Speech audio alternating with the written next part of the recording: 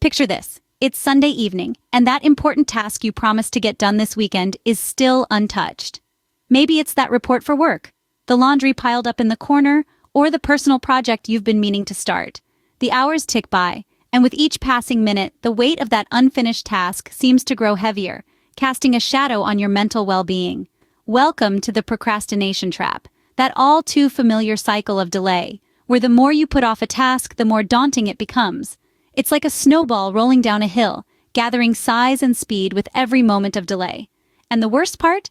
The longer you wait, the harder it gets to break free. Procrastination is often seen as a character flaw, a sign of laziness or disorganization, but it's more complex than that. It's a fight between two parts of your brain, the planner who knows what needs to be done, and the doer who would rather binge-watch the latest series or scroll through social media. It's a struggle that can lead to stress, decreased productivity, and a nagging sense of guilt. But don't worry, we're not here to reprimand you for falling into this trap. In fact, we're here to do just the opposite. This video is all about strategies for overcoming procrastination. No, we're not going to tell you to just get it done. We're going to explore practical, proven methods that can help you break free from the cycle of delay and start getting things done. So, whether it's a looming deadline, a challenging project, or just your daily chores, these strategies can help you tackle them head-on. And the best part? They're not just about getting things done. They're about helping you feel more in control, less stressed, and more satisfied with your productivity. If this scenario sounds all too familiar to you, stick around. We're about to dive into some effective strategies to beat procrastination. Trust us, your future self will thank you. Procrastination isn't just about being lazy. There's a lot more to it. When we peel back the layers of this all too common behavior, we find a tangled web of psychological factors at play. Firstly, let's talk about fear of failure. This is a big one. Many of us are so afraid of messing up that we'd rather not even try.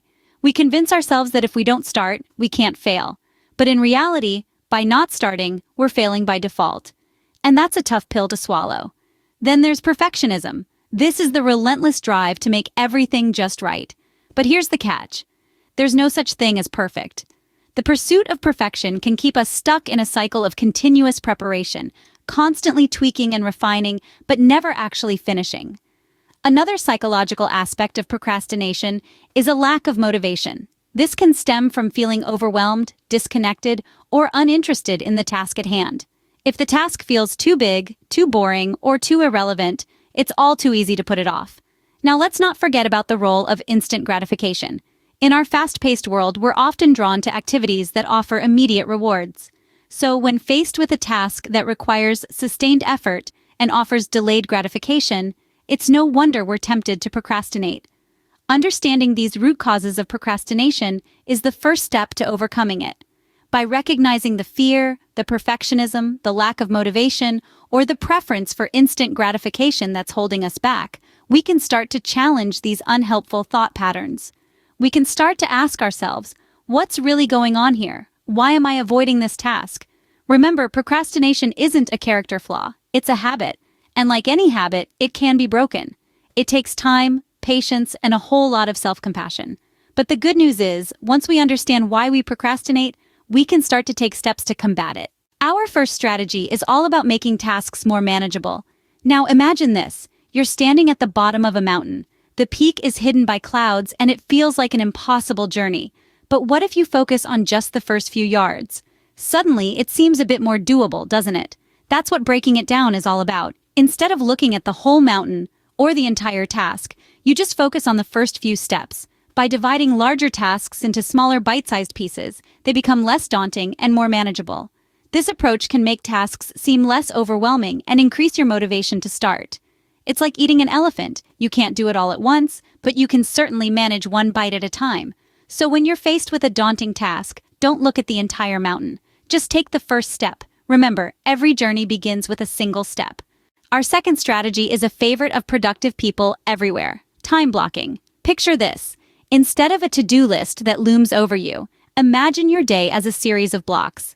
Each block is devoted to a specific task or activity. This is the essence of time blocking. To implement it, start by identifying your tasks. Then, estimate how long each task will take and assign them to specific blocks of time in your day. It's like making an appointment with yourself to get things done. The benefits are twofold. First, it helps you manage your time effectively. You know exactly what you're doing and when. Second, it reduces procrastination. By assigning a specific time for a task, you're less likely to put it off. Remember, you can adjust your time blocks as needed. Life happens, and that's okay. The key is to be flexible and forgiving with yourself. With time blocking, you're in control of your schedule, not the other way around. Our third strategy is simple but powerful. Eliminate distractions. Picture this. You're deeply immersed in a task, your mind is buzzing with ideas, and then, ping, a notification. Your attention is hijacked, your flow disrupted. Distractions, whether they're digital or physical, can significantly hamper your productivity. How can we tackle this? Identifying your distractions is the first step. Are you constantly checking your phone? Is it the noise from the street? Or perhaps it's the clutter on your desk? Once identified, take measures to eliminate them. You might consider turning off your phone notifications during your dedicated work hours, or investing in a pair of noise-canceling headphones. And a clean, organized workspace can do wonders for your focus. Remember, it's not about creating an environment devoid of life, but one that supports your productivity. When you eliminate distractions, you create space for focused, productive work. Our fourth and final strategy is all about being present, practicing mindfulness. Mindfulness is the process of bringing one's attention to the current moment.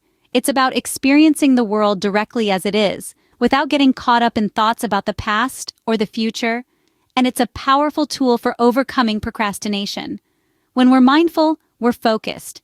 We're not worried about what might happen later or regretting what's already occurred. We're just here now, engaging with the task at hand.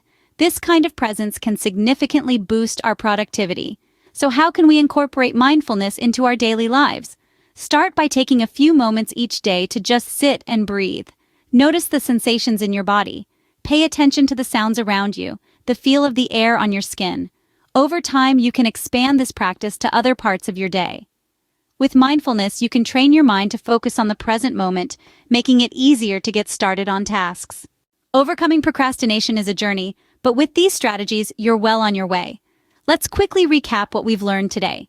We began by understanding the procrastination trap and how it can hinder our progress. We then delved into the core reasons behind procrastination and how understanding them can be the first step towards overcoming it. We discussed our first strategy, breaking down big tasks into smaller, manageable chunks. Remember, the journey of 1,000 miles begins with a single step. So the next time you're faced with a daunting task, remember to break it down. Our second strategy revolved around time blocking. This involves dedicating specific time slots to individual tasks. By allocating a particular time to each task, we can ensure our focus stays undivided, allowing us to be more productive. Next, we talked about eliminating distractions. Whether it's your phone, social media, or even loud noises around you, eliminating these distractions can significantly enhance your productivity. Lastly, we explored the concept of practicing mindfulness. Being present in the moment and focusing on the task at hand can drastically reduce procrastination and increase efficiency. However, it's important to remember that these strategies aren't a one-size-fits-all solution. Everyone is different, and what works for one person might not work for another. So, I encourage you to experiment with these strategies. Mix and match them, tweak them to fit your lifestyle, and most importantly, find what works best for you. Changing old habits and overcoming procrastination isn't easy. It takes time, patience, and a lot of self-love. But remember, every step you take towards overcoming procrastination is a step towards a more productive and fulfilling life. Thank you for watching. If you found this video helpful, please subscribe to Online with Teresa. I'd love to hear from you, so don't forget to leave a comment below. Until next time, keep moving forward.